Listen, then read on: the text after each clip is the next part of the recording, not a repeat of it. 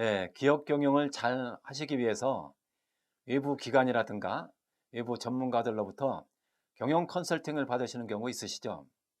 아마도 경영 컨설팅 비용으로 계상한 사례가 있으실 텐데요.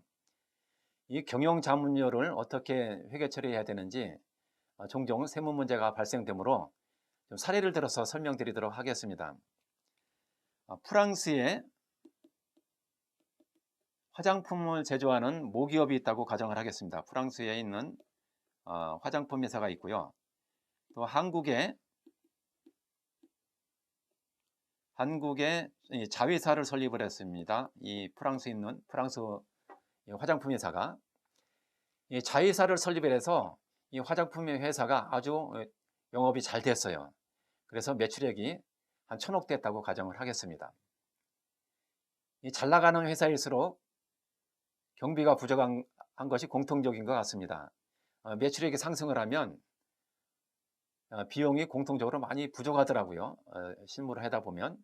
그러면 어떤 유혹을 느낍니까? 좀 비용을 많이 계상하고 싶은, 세금을 줄이기 위해서 그런 유혹을 느끼시겠죠.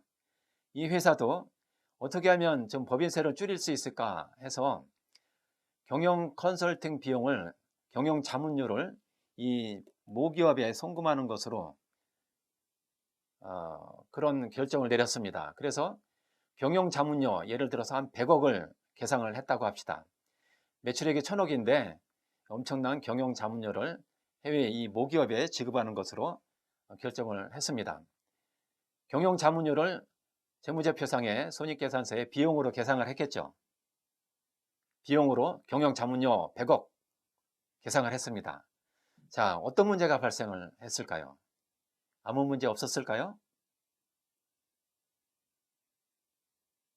네, 이 프랑스에 있는 화장품 회사 모기업과 한국에 있는 이 자회사는 어떤 관계이죠? 세법상?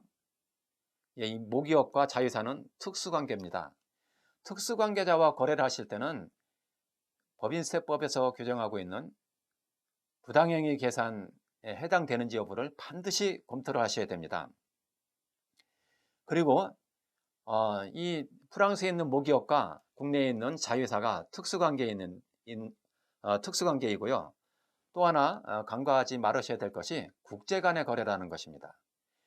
국제 간의 거래에 대해서는 국제조세 조정에 관한 법률이 적용이 됩니다. 특별법 우선 원칙에 따라서 세법보다 먼저 국제조세 조정에 관한 법률이 우선적으로 적용이 되는데요.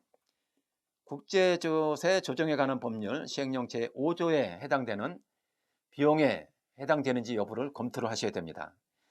자, 국제조세 조정에 관한 법률 5조에는 어떻게 규정이 되어 있느냐? 법인의 사업 수행상 필요하다고 인정되는 경우에는 송금 산입할 수 있다. 이렇게 규정하고 있습니다.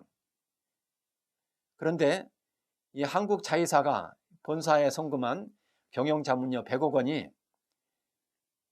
이 국제조세 조정에 관한 법률 5조에 규정하고 있는 필요경비에 해당이 되느냐 안 되느냐, 이것이 쟁점이겠죠.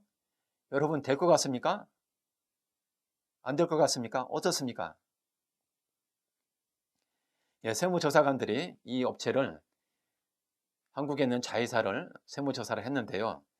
세무조사를 해서 이 경영자문료의 성격을 분석을 해보니까 어떤 내용이었느냐 보니까 재무제표 작성 비용, 관리감독 용역, 또 감사 용역에 대한 대가로 지급한 것이 확인이 됐습니다.